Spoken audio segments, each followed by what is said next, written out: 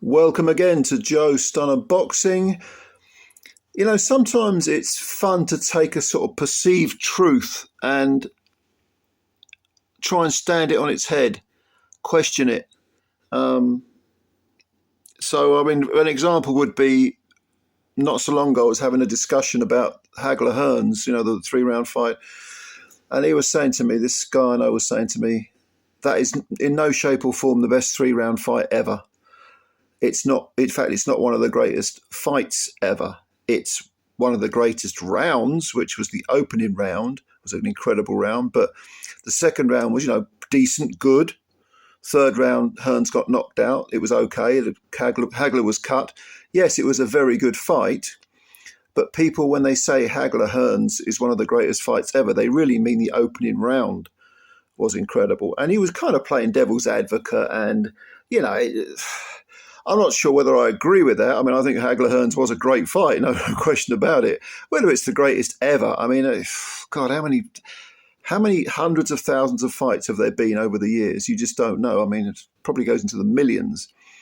And there's probably incredible fights that, no one's ever heard of. I've seen small hall fights that were just astonishing, and no one remembers them because they weren't filmed and.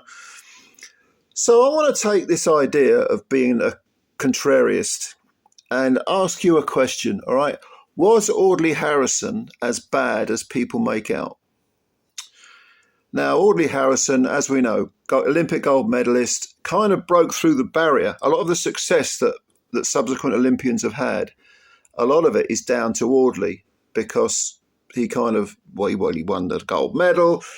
There was a big fanfare. It was an incredible achievement, or perceived to be an incredible achievement. And the funding came for amateur boxing, Olympic boxing. And a big part of that was Audley's success. He kicked the door open, which might just be his greatest achievement. I mean, really, in a sense, even greater than winning the gold medal, although the two are obviously tied very closely. But as a professional, he turned pro in 2001, finished his career in 2013. He ended up with 31 wins, 23 KOs, 7 defeats, 4 of which were by knockout or stoppage. He was European champion, and he won 2 prize fighter tournaments. And I think was it the WBF heavyweight title he won? I can't even remember. I know he won one of those crappy, anyway, well, I don't even know why we're dwelling on that. Anyway, like I say, he turned pro in 2001, and he went on he won a string of fights. He got a big contract with the BBC, £1 million contract, I think. It wasn't successful. The quality of the opposition was poor. He was knocking people out, people like Julius Long, who was a journeyman, and who at the time I think he was 6-1 at the time. And he also beat Mark Krentz, who at the time was undefeated. Turned out to be a sort of domestic level heavyweight. I remember a really fun scrap he had with Dominic Negus, a 6-rounder, where Dom thought he'd been hit on the floor when he was on the floor. Got up and flew at Audley. There was a bit of chaos going on there. But generally speaking, he was beating Rob Calloway, and there was a guy, Sean Robinson, who I didn't really know much about, but I remember they were all televised because he was on BBC.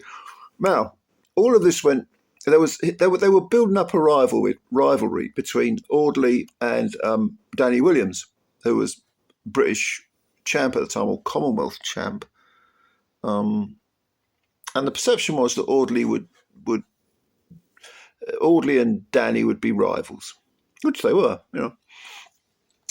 And then, so in 2005, they eventually fought, and Williams ended up putting Audley on the floor and winning a split decision.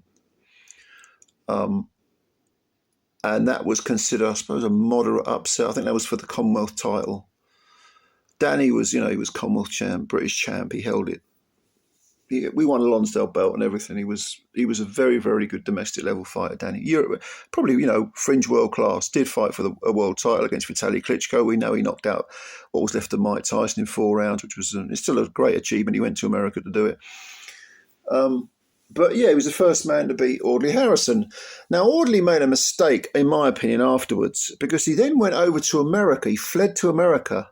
It's almost like the Williams fight was just too much for him. And he was trying to promote himself, and he was trying to do everything his way, and he didn't have anyone advising him. He didn't sign with Frank Warren when he turned pro. He was his own manager. He was his own promoter. And he did everything in this manner, this sort of autonomous manner.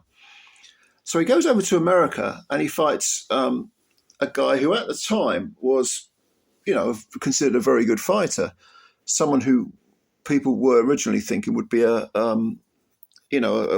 world contender. And in fact, he turned out to be a very good gatekeeper, and that was Dominic Gwynn. And Gwynn beat him over 10 rounds unanimously. And that was a worse defeat, I think, than the Danny Williams defeat. But they were back to back. So Audley had lost 2 on the spin. He then came back with a couple of wins, and one of those wins was a rematch with Danny Williams, and he knocked him out in 3 rounds. And that was a real shocker. Danny just wasn't at the races. I don't know what happened. But the fact that Audley came back and avenged the Williams fight put him right back up there, domestically anyway. He then fought for the British and European titles against Michael Sprott, who, and again, another very good domestic level fighter, who, like Danny Williams, ended up with like 30 defeats on his record. I mean, I think Danny's still fighting, which is, God, I don't know why. But Sprott was pretty much a sparring partner for the Klitschko's. He'd do a lot of sparring in Germany. He fought on the continent an awful lot, especially in Germany, and beat some of the German prospects, but also lost a lot as well. So at the time, Sprott was 29 wins, 10 defeats, and a few of those defeats had been early as well. Sprott actually had, at the end of the day, when he retired, he'd had about half a dozen one-round knockout defeats. He could be chinned. In fact, AJ knocked him out early in AJ's career. That was in a round. But anyway, he fought Audley, and Audley was expected to deal with him. And in fact, Sprott found, it was an enormous, was it a left hook? Flattened Audley, knocked him out in 3 rounds, and suddenly Audley's career was over. A lot of people remember that, in fact, Sprott was down in the first round in that fight, and it looked like Audley was just going to steamroll him. But the opposite ended up being true. Sprott knocked Audley out with one punch, essentially. So Audley comes back. He's out in the wilderness. He fights a few guys. He then loses, and this was a terrible performance and just an awful result. He then lost a 10-round decision to Martin Rogan, who had won, I think it was the inaugural prizefighter tournament. Rogan was an Irish taxi driver, massive overachiever, and it was just terrible. An Olympic gold medalist losing to a taxi driver. And then Audley was really out in the cold. But then along comes prizefighter, and Audley wins it. Three-round fights. He actually went and won it, which gave him, by this point, I'm trying to remember the chronology of this. Yeah, he did the prizefighter, which was three-round fights. Won that, and that acted as a springboard to a return with Michael Sprott, who, like I say, had knocked him out in 3 rounds. And this was for the vacant EBU title. And Audley was injured in that fight. I think he had a bad shoulder, some collarbone broken or shoulder, some sort of shoulder injury. But it was a serious injury. And he fought through the pain, losing just about every round to Michael Sprott. But he hung in there. And in the final round, with Sprott in the corner, Audley found the punch to knock out Sprott. It was, I think, a mile ahead in the final round, the 12th round, to win the EBU title. Now, to me, even though Sprott, you can argue, was again just a gatekeeper stroke journeyman who perhaps shouldn't have been fighting for the EBU title, although he was British and Commonwealth champ. I mean, Sprott was a good fighter. But up at that level, should he have been having a punt at the EBU title? I'm not entirely convinced. But anyway, it did show character that Audley could get flattened by that guy, come back and knock him out.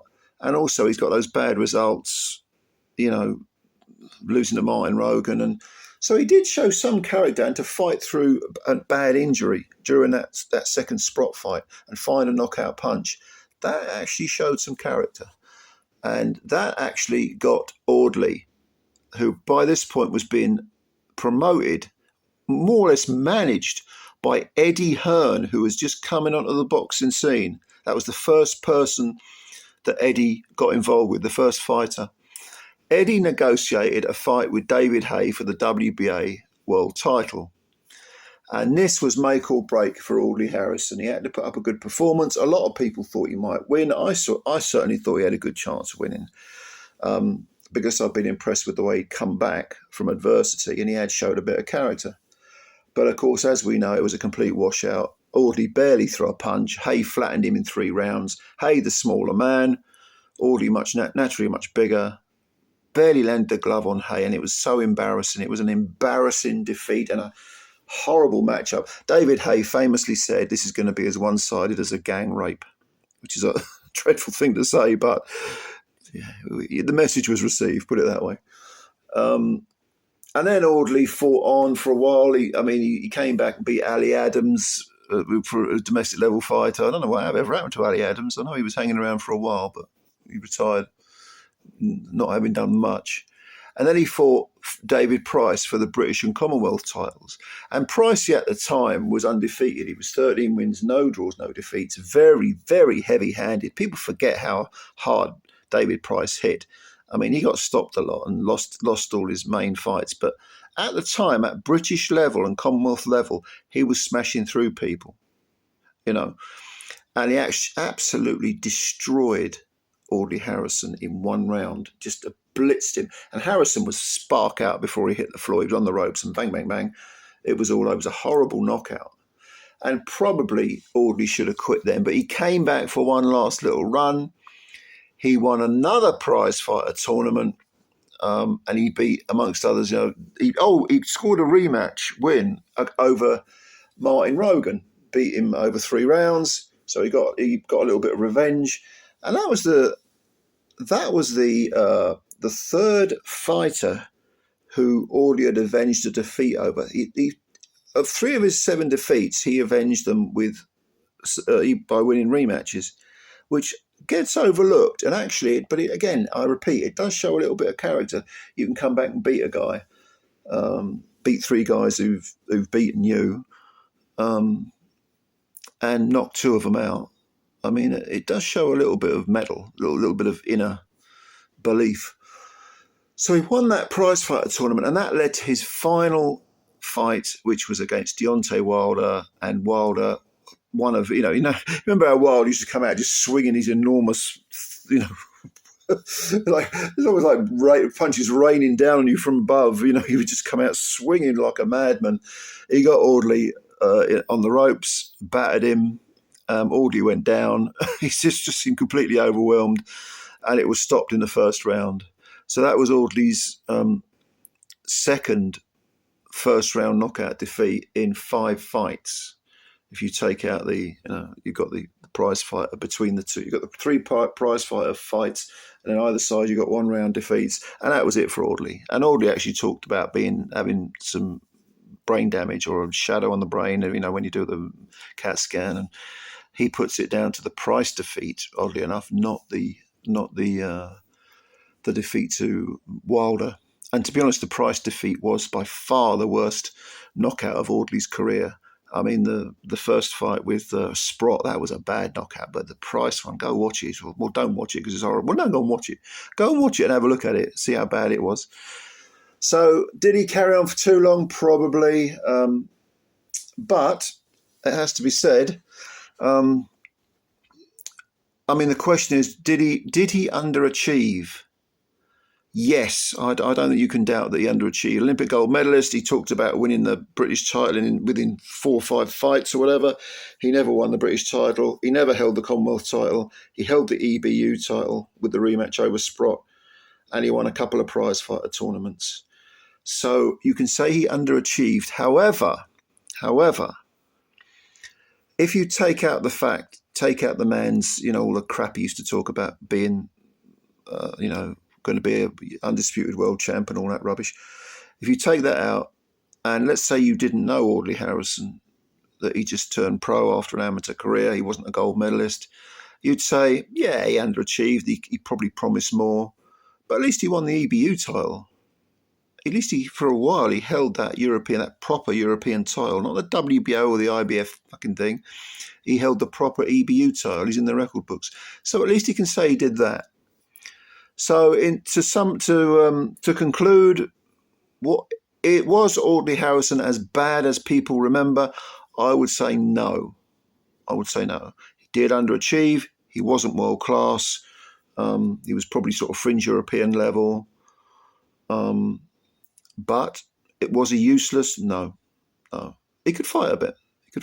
And as a domestic level heavyweight, I think he actually, if you look at his results, he's not too bad. He fought decent. Sprott at the time and Williams at the time were good fighters, and he sort of split a couple of fights with both of them, and beat some other good domestic level fighters. But obviously, the pricey defeat, we'll leave that aside. But yeah, what do you think about Audley? Do you think that this whole video is a load of nonsense, or that he was really awful? You may think that. That's fine. Or do you think that people are a bit unkind and remember him for being worse than he was? Leave your comments below. As always, thank you for your time. There's a million things you could be doing other than watching these videos, but you're watching this video, so I do appreciate it. Hit the like button if you don't mind as well. And also, if you're new to the channel, you could subscribe. That would be fantastic. And I'm looking forward to reading your comments. Thanks for watching, and bye for now.